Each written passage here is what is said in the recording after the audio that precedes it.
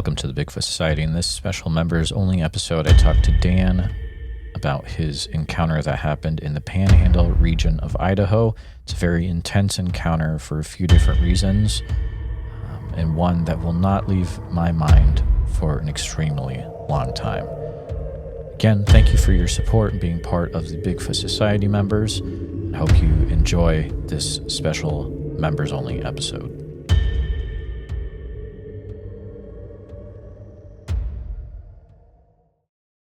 What follows is a 10-minute teaser clip. If you'd like to hear the whole 70-minute episode, please become a Patreon supporter over at patreon.com/the Bigfoot Society, or become a YouTube channel member by clicking the join button. And again, enjoy this teaser. It's a good one. There's a break in the tree, so I could see these grassy areas, and they kind of went in steps. And I just made a note to myself, hey, I'll come back tomorrow, hit it early, get down there and see, get down there before even daylight and, lay up somewhere. But I decided today I'm going to follow this game trail. And I had only gone a few steps, and I hear these 5 distinct knocks. And the best way I could describe them, it's like if you spelled it out in a comic book, T-H-O-K, thok.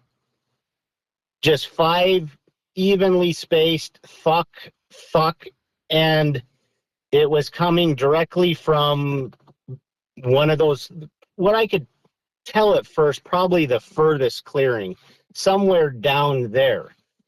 And I remember stopping and looking and going, what is someone doing down there beating on a tree? There's no people up here. This is horrible terrain. We haven't seen anybody in a couple days. And I just thought, okay, yeah, whatever. That's weird. I don't know. Sound carries, but it sure, sounds like it was about 250, 300 yards down slope. And I thought, I don't know what to do, but, daylight's burning. I'm going to leave. And so I was just going to keep following the trail. And then I hear 2 more, thok. And they're from the same relative position. So I was like, okay, you know what? I haven't seen anything. This sounds weird. Let's go see what's going on. And at this point, I was just thinking, if these are people, what would they be doing down there? This doesn't sound like someone cutting wood. It just sounds like someone taking a big chunk of wood and just whacking it on a tree. I'm like, this doesn't make any sense. But all right, let's go find out what it is. I'm bored. So I start going down the slope. And like I said, it would go in steps. So slope down and then hit a little bit of grass. In that first little patch, I actually saw elk sign. It was a little bit old, but it was there. And I stopped because I'm trying to listen for additional sounds. I'm looking down there to see if there's movement. And it's just still, absolutely still, calm day. The only day up there that was even remotely like that. Hardly even a blade of grass was moving. And I went through that same thought process, like, what the heck is this? I should probably just turn around and go back up slope. So probably 5 minutes went by because I'm looking and listening, and then whack, I hear it again. So now I'm like, okay, now I have to go figure out what's doing this. So my brain switched from this might be a person down there doing who knows what to I don't know what type of animal. I've hunted in the Pacific Northwest my whole life. What animal could do that? But I thought that's the only thing that makes sense at this point. I can't imagine a person somehow getting up on this mountain, not being visible to us on the only road, which we were at the terminal point of that road. And what would they be doing down there doing something like that? It just didn't make sense. So I'm going through animals. Maybe a bear's messing with a log. Maybe something's kicking a tree. Whatever, I'm going to find out. So I start walking down again. And I'm stopping frequently. I had kind of gone into stalking mode. So I'm walking very quietly, you know, trying not to even break the crust on the snow, that little skiff of snow too much, and listening. I hear nothing. The wind's not blowing. I started thinking maybe it's a tree that's bumping into another tree, but I would stop and look, and a slight breeze, maybe 5-mile-an-hour breeze would come up, but hardly enough to even wiggle, like I said, grass. So, okay, that's weird. That's not it. But I'm not hearing anything, so I'm like, once again, maybe I should just turn around, forget this happened, and, you know, come back tomorrow. And then I get another single knock. So, okay, well, whatever it is, it's still down there doing whatever it's doing. I'm going to keep going. And this repeats itself again. And I get a third knock. And I'm repeating the same process. I started moving so quietly and slowly because I started getting this weird feeling that these knocks were only coming when I was stopped. And that didn't make any sense, but I wasn't hearing them while I was walking. And once again, this whole distance was about 250, maybe 300 yards. And this whole time, me closing on where I thought the sound was coming from ended up being about 50 minutes. So you can see that I wasn't rushing and bashing through trees and obscuring any sound. I'm listening, and I never heard that sound until I had been stopped for minutes. And then I would get a single sound, and that would keep me going. And by the time I had gotten the fourth knock, and it once again just repeated itself like that whole pattern, I was now getting down off the slope and into level ground towards that grassy area. And now, you know, I'm probably 50, 60 yards out from this grassy area. And at the end of it was basically a wall of young trees of different height. And as I heard that last single fourth knock, it really sounded to me like it was coming from somewhere behind that screen of trees. So, okay, well, it's totally obscured from me. I mean, what's behind there's obscured. So I'm like, all right, well, I guess I'm going to have to go right up to it and figure out what this is somehow.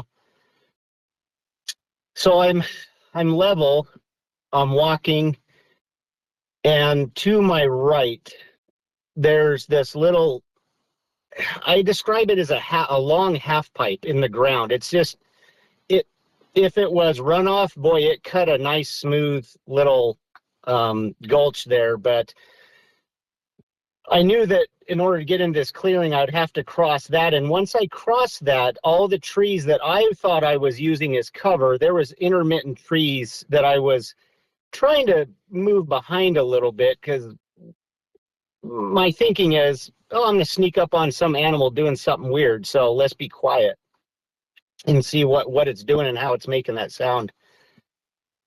And so I'm getting closer, and when I reach the edge of that little dip in the ground, I stop and go, okay, once you cross this, you are now in the clearing and you're out in the wide open. So if something's back there, it can possibly see you. So I'm just kind of like, okay, getting ready. You know, had my rifle to my, not up, but at a low ready. So butt stock in my shoulder, muzzle down towards the ground. And I take a deep breath. I'm like, all right, here we go. And right as I'm about to do that comes, I can only describe it like a slow rate of fire machine gun, but it's the deep wood knocks, just boom, boom, boom, boom, boom, as fast, I mean, like a machine gun, but loud, deep, not like a stick cracking against a tree, but the same deep, thick sounding knocks, but just like rapid fire. And I just was like, what the heck is going on here? And I'm like, okay, well, and I remember saying this in my head. I'm like, well, it's definitely behind those trees because that's where that sound came from. And so I'm like, all right, oh boy.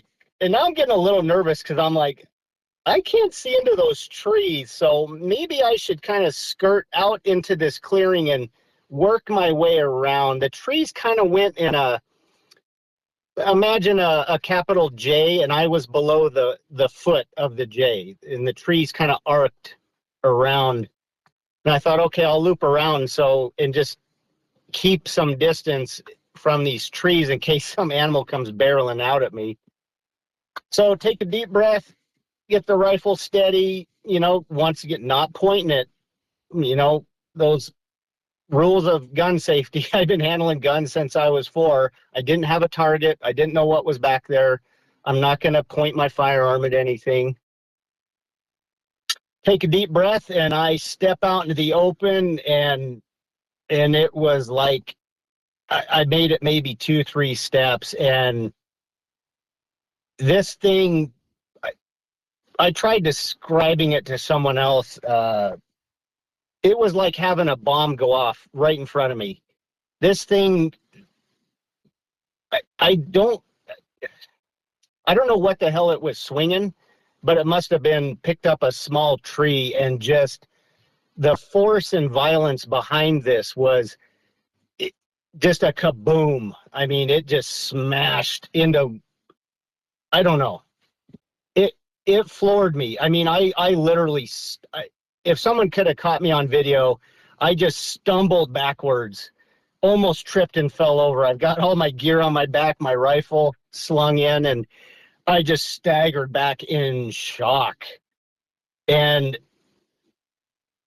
I look up, and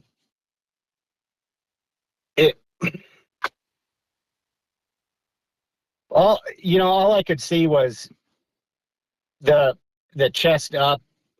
Just want to take a few minutes to say thank you to you, all my listeners, for listening to the podcast. Please take a minute to help out the show by subscribing on YouTube, making sure you hit the bell so you don't miss any notifications, and share the episode on YouTube with a friend. Also, if you're listening to us on a podcast, thank you so much. Make sure that you're subscribed, share the show with a friend. Really, it's all about sharing the show wherever you can. If you've had a Bigfoot encounter related to the following or know someone who has, please reach out to me at bigfootsociety@gmail.com or pass on my email. Here's the list. All right, I'm going to use this space this week to announce that I'll be at the Sasquatch Summerfest in Oak Ridge, Oregon as an attender. I won't be presenting or anything, but I'll be hanging out trying to interview people that have had Bigfoot encounters. If you're from the Oak Ridge, Oregon area or surrounding and you've had a Bigfoot experience, please contact me directly, bigfootsociety@gmail.com. Also, Priscilla was nice enough that if you get your tickets through SasquatchSummerfest.com and use code Bigfoot Society, you can get 50% off the cost of your tickets, which is a big amount. So code Bigfoot Society to get 50% off your tickets, SasquatchSummerfest.com, and helps out the podcast as well. A special thank you to all the Bigfoot Society Patreon and YouTube channel members. It's your support that helps keep the show going, and I extremely appreciate it.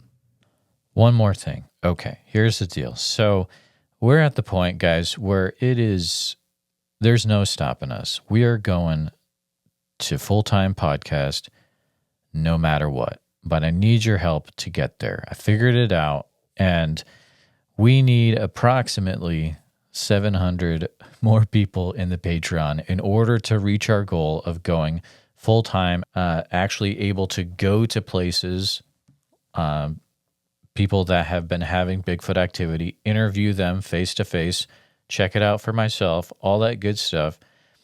If you guys can... Guys, this is the time. If you can at any time become a supporting member of the Bigfoot Society, go to patreon.com/the Bigfoot Society. I would appreciate it. It's going to help us get to the next level, pretty much the final level. You guys are amazing for listening. If you can't become a supporting member, please Share this episode everywhere you can. Share it with anyone who's into Bigfoot encounters, and that means a world to me as well. Thank you all for listening, and we'll see you next time.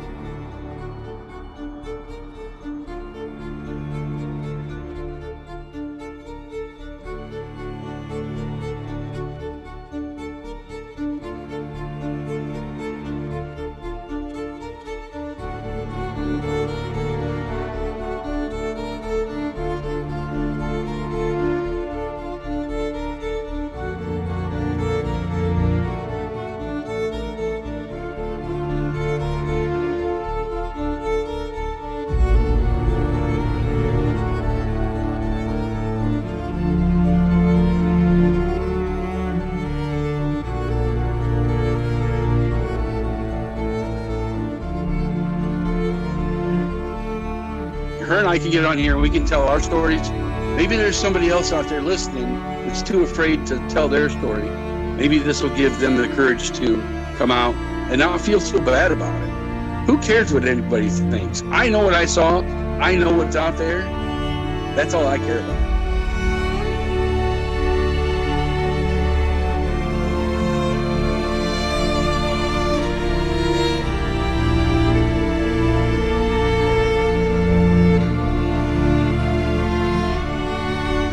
Please let people know. Please let them know. If you ever see one of these things, you need to tell. Because if you don't, then shame on you. You know? Shame on you.